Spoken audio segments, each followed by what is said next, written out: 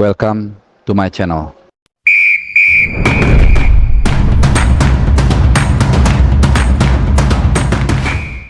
Halo, salam sehat teman-teman semua. Masih di channel Bung Harpa, masih dari Doha, Qatar. Masih dalam rangka menemani, mengawal dan juga mensupport serta menyiarkan juga perkembangan perjuangan tim nasional kita, adik-adik kita tim nasional U23 di Piala Asia Under 23. Ya, di edisi kali ini gue akan menghadirkan bukan perbincangan lah, tapi hasil press conference yang berlangsung setelah pertandingan antara Jepang dan Korea Selatan. Jadi ini ada kaitannya juga dengan tim nasional kita tentunya, yaitu di mana gua hadir di presscon di sesi yang pertama, tentunya yang dihadiri oleh pelatih Hwang Sun-hong, karena kita semua tahu Indonesia akan berhadapan dengan Korea Selatan di perempat final Piala Asia U23 kali ini. Jadi gua sengaja datang ke situ untuk bertanya dan juga mencoba mengkonfrontasi dengan pelatih Hong terkait dengan pernyataan dari ST sebelumnya, di mana dia mengatakan sebelum turnamen dia memang sempat WhatsAppan menjalin komunikasi dengan pelatih Korea Selatan Under 23 yaitu Hong. Ya itu gue tanya kembali ke dia. Jadi ada dua pertanyaan yang gue lontarkan di presscon yang berlangsung di Jassim Bin Hamad Stadium. Yang pertama adalah gue bilang STY mengatakan bahwa dia menjalin komunikasi dengan Anda. Apa yang Anda katakan kepada dia? Lalu yang kedua, perspektif dari Anda seperti apa tim nasional Indonesia saat ini? Nah, jawabannya mungkin nanti akan gue share di sini, di kiri atau kanan atau di bawah, nanti tergantung editingnya. Yang pasti dia jawab seperti ini. Benar, saya sempat berbicara dengan STY dan kami juga we share our views. Jadi ya mereka tukar pikiran lah terkait dengan pagelaran di Piala Asia kali ini, termasuk juga soal kemungkinan bertemu di partai di quarter final ya. Dan ini juga memang sudah diungkapkan oleh Sintayong sejak beberapa waktu lalu ya. Dia berharap, kalau nggak salah itu setelah partai pertandingan lawan Australia. Jadi dia mengatakan dia berharap ketemu Korea Selatan.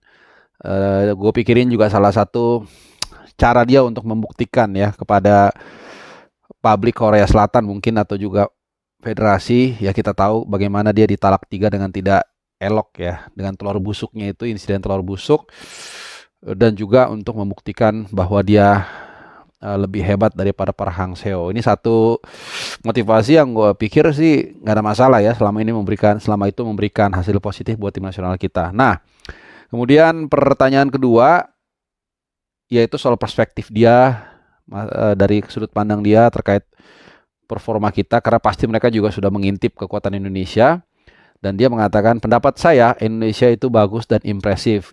Itu mengapa kami harus mempersiapkan dengan baik melawan Indonesia.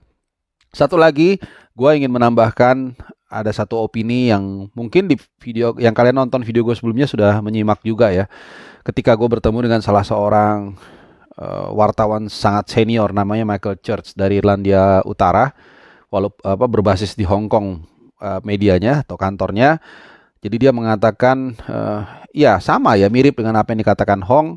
Permainan Indonesia itu sangat berkembang luar biasa, dan satu nama yang langsung mencuat dari mulut dia adalah Nathan Choaon yang memang penampilannya sangat impresif saat kita mengalahkan Jordania 4-1. Nah, di sini gue bukan rangkaian statement tadi yang gue sampaikan ke kalian itu memang bisa dilihat dari dua sisi ya.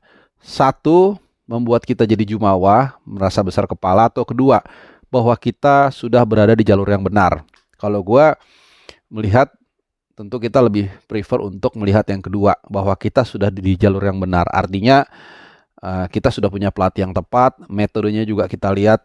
Mungkin kalian beberapa hari terakhir ini yang logaritmanya suka buka olahraga atau bola gitu ya, melihat bagaimana perbandingan era latihan misalnya di pelatih di eranya Simon McManamy itu jauh banget.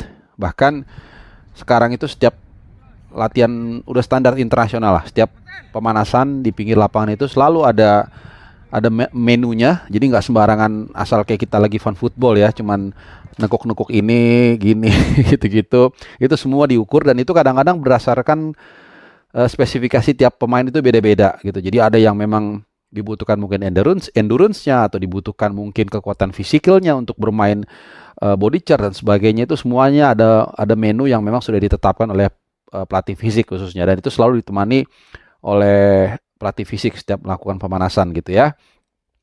Nah, jadi yang gue bilang tadi ini artinya sebenarnya menunjukkan bahwa kita sudah di jalur yang benar, dan gue pikir dari apa namanya potongan video terakhir juga di IG-nya Erick Thohir ya, Ketua PSSI, ini juga sudah sempat kalian lihat ya, mungkin udah viral. Gue yakin mungkin 95% dari kalian sudah melihat bagaimana setelah kemenangan dari Yordania, setelah kita memastikan lolos ke babak berikutnya, kemudian dia masuk ke ruang ganti, locker room, dan dia berseru lah begitu ya kepada seluruh pemain yang ada di ruangan, mengatakan kira-kira ST Witas gitu ya, kira-kira itu kode lah ya, yang mengatakan bahwa ya gue rasa Sintayong akan stay buat apa namanya menjadi pelatih Indonesia dalam beberapa waktu ke depan. Dan ini juga yang terlihat setelah Indonesia berhasil lolos di ruang preskon, itu ST sangat rileks, sangat lega, sempat mungkin mudah-mudahan nanti gue kasih cuplikannya ya, walaupun gue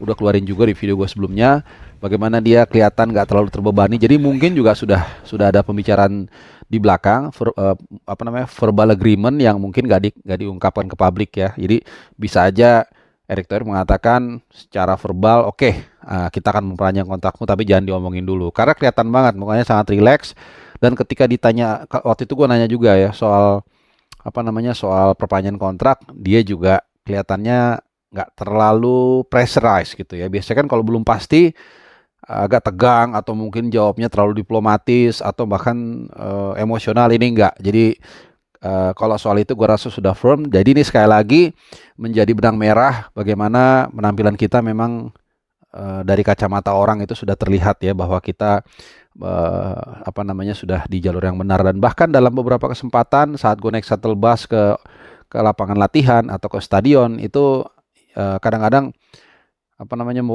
para media itu ngomongin ya, gue nggak tahu ya, kadang-kadang pakai bahasa Arab itu ada Indonesianya gitu. Jadi sudah di apa namanya on the right track lah gitu ya. Jadi mudah-mudahan semuanya lancar, dan yang paling penting tentunya kita akan fokus nanti untuk menghadapi Korea Selatan ya di Abdullah bin Khalifah tanggal 25 April 2024. Kalau di sini masih 25 April jam 8.30 malam. Kalau di Indonesia sudah lewat tengah malam 00.30 hari apa namanya hari Jumat dini hari kalau nggak salah ya. Jadi udah ganti hari. Tapi anyway ya, kita berharap perjuangan dari Marcelino Ferdinand dan kawan-kawan tidak berhenti di Yordania, tapi kita juga bisa paling tidak mempertahankan level permainan yang kita tunjukkan ya ketika kita menghajar Australia dan juga ketika kita mengkandaskan Yordania 4-1 ya.